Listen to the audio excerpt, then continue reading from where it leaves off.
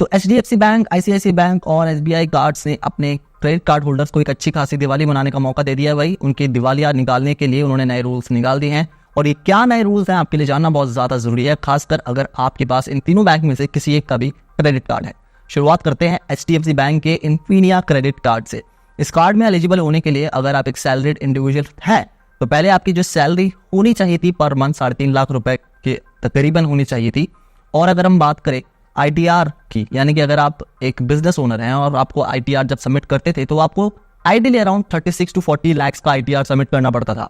अब जो है नया नियम आ गया है या आप अपडेटेड एलिजिबिलिटी क्राइटेरिया के लीजिए से ये कह रहा है कि HDFC इन्फीनिया में सिर्फ एलिजिबल होने के लिए आपको, अगर आप सैलरीड इंडिविजुअल हैं तो आपको मिनिमम जो सैलरी चाहिए होगी वो 5 लाख रुपए पर मंथ चाहिए होगी। और अगर आपका बिजनेस भी है, छोटा मोटा या मीडियम साइज बिजनेस है, तो उसके लिए आपको ITR सबमिट करनी पड़ेगी ऑफ मिनिमम 60 लाख जी। तो ये एक नया एलिजिबिलिटी क्राइटेरिया सेट करा है HDFC इन्फीनिया के लिए। हाउएवर इससे ये निश्चित नहीं हो जाता कि आप एलिजिबल हैं और आपको एक क्रेडिट कार्ड मिल ही जाएगा। ये इनवाइट ओनली कार्ड है और कुछ चुनिंदा लोगों को ही मिलता है, लेकिन फिर भी एलिजिबल होने के लिए पहले ये काफ़ी ज़्यादा ठीक क्राइटेरिया था, क्योंकि HNI जिनकी जो 3.5 लाख रुपए सैलरी होती है वो HNI की कैटेगरी में आ ही जाते हैं। लेकिन अब भाई HNI की एक नई कैटेगरी बन गई है जिसे हम कहेंगे भाई 5 लाख रुपए अगर कमा रहे हो तब आप एक HNI की कैटेगरी में आओगे पर मंथ। इसके साथ ही अगर आप एक गवर्नमेंट एम्प्लॉय हैं तो आपकी सैलरी होनी चाहिए मिनिमम 3.5 लाख रुपए पर मंथ इस कार्ड को प्राप्त करने के लिए। इसके साथ ही इन्फीनिया में कुछ नए चेंजेस भी आए हैं रिवॉर्ड पॉइंट्स को लेकर। जैसे आपके पास कुछ रिवॉर्ड पॉइंट्स पड़े थे और आप एप्पल का एक नया फोन लेना चाहते थे, तो अब आप एक क्वार्टर में एक ही एप्पल का प्रोडक्ट ले पाएंगे। ऐसा नहीं होगा कि आप एक क्वार्टर में एप्पल का एक आईफोन भी ले रहे हैं, ऐसा नहीं होगा कि एक आपने iPad भी ले लिया और एक iMac भी ले लिया अपने रिवॉर्ड पॉइंट से। पहली बात तो रिवॉर्ड पॉइंट आप कंप्लीटली रिडीम कर नहीं सकते थे, कुछ पोर्शन यूज कर सकते थे, आइडियली 70%, बाकी का 30% आपको देना पड़ता था बाय क्रेडिट कार्ड। लेकिन अब आप वो चीज एक ही प्रोडक्ट में कर पाएंगे एक क्वार्टर में, यानी 3 महीने में एक बार एक एप्पल का प्रोडक्ट आप ले पाएंगे। इसके साथ ही जो तनिष्क के ज्वेलरी वाउचर्स पे अगर आप पॉइंट्स को रिडीम करना चाहते थे तो अब आप एक क्वार्टर में 50,000 रिवॉर्ड पॉइंट से ज्यादा आप रिडीम नहीं कर सकते, खासकर तनिष्क ज्वेलरी वाउचर्स में। तो ये है इन्फीनिया के लिए नए अपडेट। अब अगर हम बात करें डायनर्स ब्लैक की, तो ये लोग कह रहे हैं कि हर महीने आपकी जो सैलरी होनी चाहिए, खासकर उन लोग की जो प्राइवेट सेक्टर में काम करते हैं, आपकी जो सैलरी है 2.5 लाख रुपए होनी चाहिए। अगर आप एक गवर्नमेंट एम्प्लॉय हैं तो ये जो सैलरी है आपकी होनी चाहिए अराउंड 1.75 लाख पर मंथ। और अगर आपका बिजनेस है तो आप 30 लाख की ITR सबमिट करो तो आप एलिजिबल हो जाओगे डायनर्स ब्लैक को पाने के लिए। रिगालिया में भी इन्होंने चेंज किया है। अगर आप प्राइवेट सेक्टर में नौकरी करते हैं तो कम से कम आपकी जो सैलरी होनी चाहिए वो 1.5 लाख होनी चाहिए। अगर आप एक गवर्नमेंट एम्प्लॉय हैं तो कम से कम आपकी जो सैलरी है 1 लाख रुपए पर मंथ होनी चाहिए, या फिर आपको जो ITR है वो 18 लाख का सबमिट करना पड़ेगा अगर आपका बिजनेस है। अब सीधा सा सवाल ये उठता है कि HDFC इतना मुश्किल क्यों बना रहा है अपने कस्टमर्स के लिए इन अल्ट्रा प्रीमियम क्रेडिट कार्ड्स को पाना। अब इसका सीधा सा जवाब ये है कि HDFC सिर्फ एक सेगमेंट ऑफ मार्केट को टारगेट कर रहा है जिसे हम हाई नेटवर्थ इंडिविजुअल्स कहते हैं।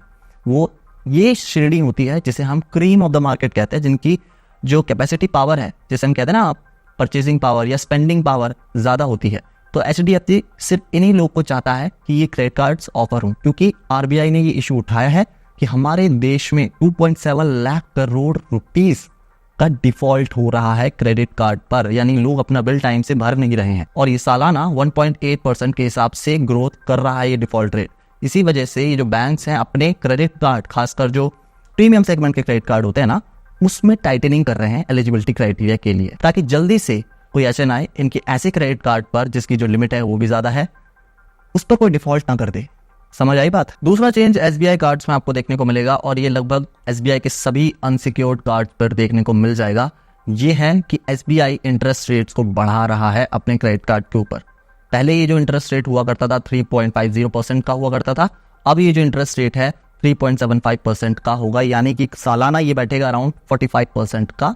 जो पहले हुआ करता था वो हुआ करता था 42% का। And let me tell you, sure credit cards and defence credit card SBI के आते हैं, उस पर कोई भी चेंज एप्लीकेबल ये नया नहीं होगा और ये चेंज SBI का 1 नवंबर 2024 से लागू कर दिया जाएगा सारे अनसिक्योर्ड क्रेडिट कार्ड्स पर इनके। अगला जो चेंज आया है वो ICICI बैंक के क्रेडिट कार्ड्स पर आया है। अब से आप कोई भी अगर गवर्नमेंट का ट्रांजैक्शन करते हैं ना तो उस पर कोई भी आपको रिवॉर्ड पॉइंट नहीं मिलेगा। ये साफ कर दिया है ICICI बैंक ने। पहले फिर भी ये दे दिया करता था दया खाकर, अब ये दया नहीं खाएगा आप पे। इसके साथ ही दूसरी चीज यहाँ पर ये है कि इंश्योरेंस के पेमेंट करने पर, यूटिलिटी सेक्शन पर, या फिर अगर आप कोई ग्रोसरी खरीद रहे हैं तो अगर आपका जो बिल है 80,000 रुपए से ज्यादा का बैठ रहा है तो आपको जो रिवॉर्ड पॉइंट मिलेंगे वो 80,000 रुपये तक के अमाउंट पे मिलेंगे।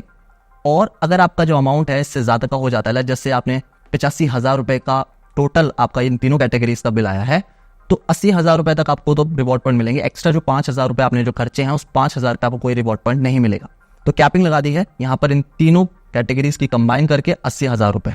अभी 80,000 रुपये वाली जो लिमिट है इनके प्रीमियम कार्ड्स पर अप्लाई होगी, यानी कि अगर आपके पास ICICI का सफायरो है या फिर एमर्ल्ड है तो 80,000 की पेमेंट करने तक पर आपको रिवॉर्ड मिलेगा, उससे ऊपर अगर आप करोगे तो रिवॉर्ड नहीं मिलेंगे। और अगर हम बात करें मिड रेंज या लो range credit cards of ICICI bank, यहाँ पर ये जो लिमिट है वो 50,000 रुपये तक की है। अगली चीज जो ICICI ने क्लियर कर दिया वो ये है कि अगर आपके पास कोई प्रीमियम क्रेडिट कार्ड है ऑफ ICICI जस्ट लाइक सफायरो या एमर्ल्ड, तो उससे अगर आप कोई ग्रोसरी पे खर्चा कर रहे हो तो 40,000 रुपये तक तो हम आपको रिवॉर्ड पॉइंट देंगे, खासकर ग्रोसरीज के सेक्शन में। लेकिन अगर आपका 40 से 45,000 रुपये बिल बन जाता है तो एक्स्ट्रा 5,000 रुपये पे हम कोई आपको रिवॉर्ड पॉइंट नहीं देने वाले। यही सेम चीज अपने मिड रेंज क्रेडिट कार्ड्स के लिए अप्लाई की है उन्होंने, और लो range credit card of ICICI के ऊपर एप्लीकेबल है, लेकिन इसकी जो लिमिट है वो है 20,000 रुपये।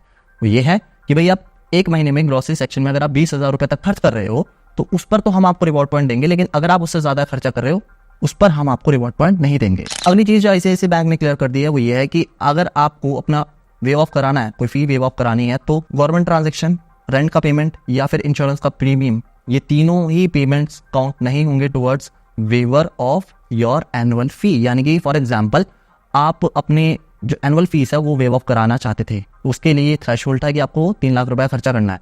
तो उस 3 लाख रुपए में से अगर आपने कोई भी पेमेंट रेंट की तरफ कर दी या गवर्नमेंट ट्रांजेक्शन कर दिया या फिर इंश्योरेंस का कोई प्रीमियम भर दिया, तो वो जो पेमेंट आप करोगे वो काउंट नहीं की जाएगी towards this annual fee waiver segment. अगली बात ये बोल रहा है ICICI बैंक कि अगर आप यूटिलिटी सेक्शन में 50,000 रुपए से ज्यादा खर्चा करते हो एक क्वार्टर में तो हम 1% का ट्रांजैक्शन चार्ज मारेंगे आपके ऊपर। यानी कि फॉर एग्जांपल अगर आप 50,000 से ज्यादा का खर्चा कर रहे हो, आपने गैस का बिल भरा, वाईफाई का बिल भरा, घर का बिजली का पानी का सबका बिल भर दिया और ये बैठ गया लगभग अराउंड 55,000 रुपए, तो 50,000 रुपए तक पे तो कोई आप पे ट्रांजैक्शन चार्ज नहीं मारेगा, लेकिन 5,000 रुपए जो एक्स्ट्रा बने ये इस पे आपको 1% देना पड़ेगा, यानी कि 50 रुपए ज्यादा देने पड़ेंगे as a transaction charge to ICICI bank.